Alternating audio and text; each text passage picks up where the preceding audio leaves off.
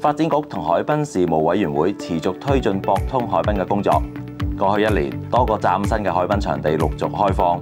而家維港兩岸嘅海濱長廊嘅總長度已經延長至超過32公里啦，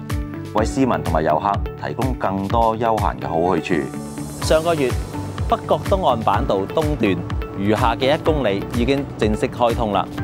咁呢個可以將我哋港島北岸由西邊嘅堅尼地城去到東邊筲箕灣13公里海濱完全貫通。呢個係我哋海濱發展上面一個重要嘅里程碑。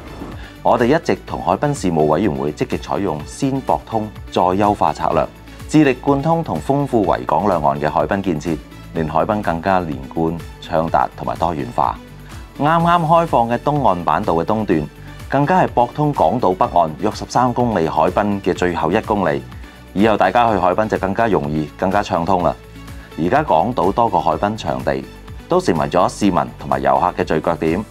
無論係散步啦、跑步啦，定係帶埋寵物去放電都得，為大家提供多元共融嘅親水公共空間。我一有時間就會喺港島嘅海濱跑步嘅。咁而家可以由東到西一口氣跑13公里海濱，真係好正啊！趁呢個機會，我都想特別介紹下3個位於西灣河近銅鑼灣香港遊艇會同埋西區公眾貨物裝社區嘅連接點，分享一啲路線小貼士，等大家跑上嚟更加暢順。而家我就喺筲箕灣地鐵站行緊出嚟，咁我要去嘅地方就係我哋港島13公里海濱長廊東邊嘅起點，就喺筲箕灣嘅東區文化廣場。亦都可以喺其他海濱場地，譬如愛秩序灣海濱公園起步，直接穿過西灣河嘉亨灣嘅公共交通總站，又或者沿住泰安街去到泰康街，途經水警總區總部，就可以好輕鬆駁到去西灣河海濱公園，然後一路向鰂魚涌海濱方向進發。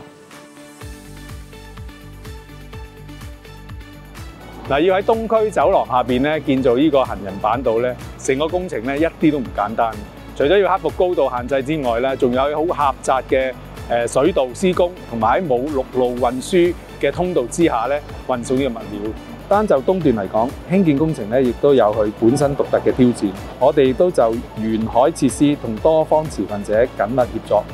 例如同板道鄰近嘅消防處協調調運工序同施工嘅時段，以避免影響消防局同埋隔離滅火輪碼頭正常嘅運作，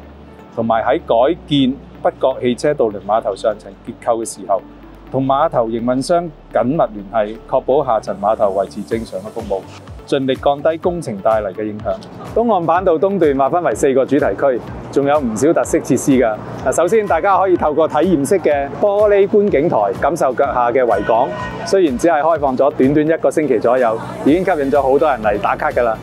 另外，近電照街設有寵物友善區，今年首季仲會開埋小食亭同埋多用途室，為大家提供餐飲嘅服務。同時，東段亦有幾個多功能嘅開放式空間，俾大家申請舉辦展覽、藝術同埋社區嘅活動。我哋仲邀請咗多位本地嘅藝術家幫手增添呢個新氣。除咗設置藝術裝置，佢哋仲畫咗海洋生物同東區吉祥物東東嘅圖案。喺最東邊近鰂魚涌入口有個小型嘅廣場，我哋都擴闊咗相連嘅海裕街行人路，提高暢達度。跑經東岸板道同東岸公園後，可以經興發街轉入維園道，經過銅鑼灣消防局，去到銅鑼灣避風塘主題區，然後大家繼續沿住維園道景觀會所旁邊嘅行人路轉入鴻興道，再經過香港遊艇會，就可以直達灣仔水上運動及康樂主題區，同埋灣仔、金鐘、中環同上環嘅其他海濱段落。為咗慶祝13公里港島海濱貫通嘅重要里程碑，發展局同海濱事務委員會一齊策劃咗一系列嘅特色戶外藝術裝置。藝術裝置以海濱連連為主題，喺上個月開始已經喺6個海濱共享空間展出。另外，為咗方便大家到訪海濱，我哋都喺港島海濱每隔半公里增設咗一啲特色導向標示，方便大家沿途輕鬆探索維港每段唔同嘅風貌。不如你同我哋介紹下呢個藝術裝置嘅設計理念。好啊，海濱連連系列咧係一組6 set 嘅藝術裝置嚟嘅，我哋希望用一個好流線嘅線條咧，將我哋13公里嘅海濱咧連成一個好優美同埋流暢嘅旅程。咁每組藝術裝置咧都呼應翻佢所在嘅海濱共享空間嘅特色嘅，例如位於銅鑼灣活力避風塘主題區嘅裝置咧，就係以 Sailwave Connect 呈現出海浪嘅形態，同時展現我哋本地航海嘅文化。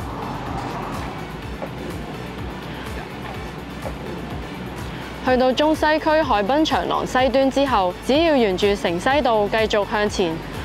好快就會去到卑路乍灣海濱長廊，亦即係約13公里港島海濱之旅嘅最後一站。呢度仲可以睇到維港日落添。